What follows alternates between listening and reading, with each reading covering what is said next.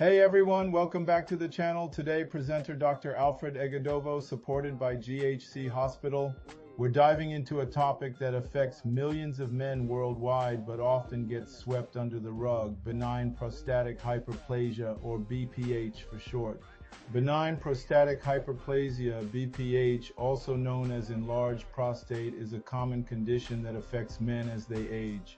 The prostate gland, which is part of the male reproductive system, surrounds the urethra and is responsible for producing fluid that nourishes and transports sperm. As men get older, the prostate gland can enlarge, putting pressure on the urethra and causing urinary symptoms.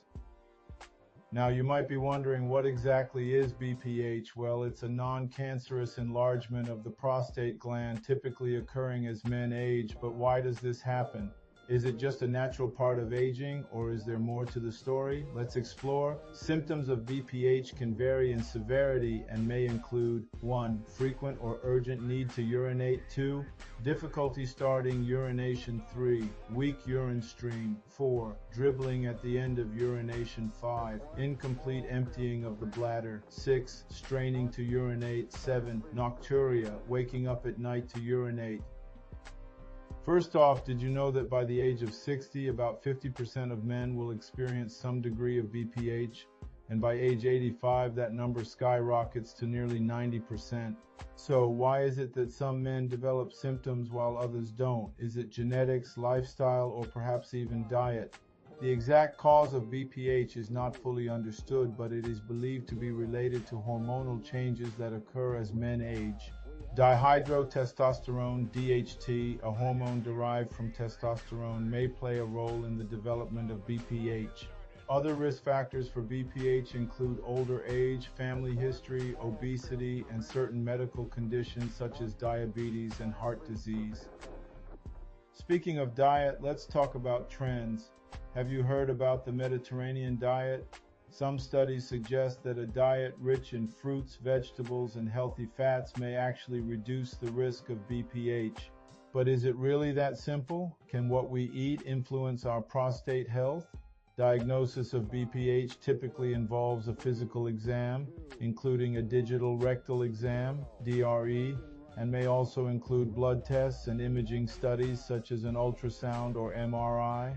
A urologist may also perform a urinary flow test to assess the severity of urinary symptoms. And here's a controversial question: are we overdiagnosing BPH?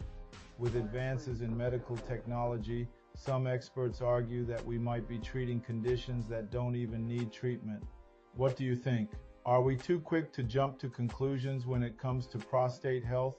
Treatment options for BPH depend on the severity of symptoms and may include 1. Watchful waiting. In some cases, no immediate treatment is necessary and the condition may be monitored over time. 2. Medications. Alpha blockers and 5-alpha reductase inhibitors are commonly prescribed to help relax the muscles of the prostate and reduce its size. 3. Minimally invasive procedures such as transurethral resection of the prostate, TURP, or laser therapy may be recommended for more severe cases. 4. Surgery. In cases where other treatments are not effective, surgical procedures such as a prostatectomy may be necessary to remove all or part of the prostate gland. Now let's talk symptoms. Frequent urination, especially at night, weak urine flow, and the feeling of not completely emptying the bladder. These can be frustrating, but when should you see a doctor? And what are the treatment options? From lifestyle changes to medications and even surgery, the choices can be overwhelming. Recent research has focused on developing new treatment options for BPH, including the use of new medications and minimally invasive procedures. For example, the UroLift system, a minimally invasive treatment that lifts and holds the enlarged prostate tissue out of the way, has shown promising results in improving urinary symptoms with fewer side effects compared to traditional treatments. Common misconceptions about BPH include the belief that it is a precursor to prostate cancer. While BPH and prostate cancer can coexist, having BPH does not increase the risk of developing prostate cancer. Practical tips for individuals dealing with BPH include 1. Limiting fluid intake before bedtime to reduce nighttime urination. 2. Avoiding caffeine and alcohol, which can irritate the bladder. 3. Kegel exercises to strengthen pelvic floor muscles and improve bladder control. 4. Maintaining a healthy weight through diet and exercise. 5. Seeking support from healthcare providers and support groups for guidance and resources. And here's a thought. Why is there still such a stigma around discussing prostate health? Many men suffer in silence, avoiding conversations that could lead to better health outcomes. How can we change that narrative and encourage more open discussions? Overall, BPH is a common condition that affects many men as they age. By understanding the symptoms, causes, diagnosis, and treatment options for BPH, individuals can make informed decisions about managing their condition and improving their quality of life.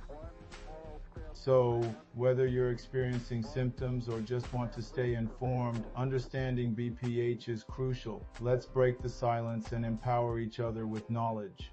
If you found this video helpful, don't forget to like, subscribe, and share your thoughts in the comments below. Until next time, take care.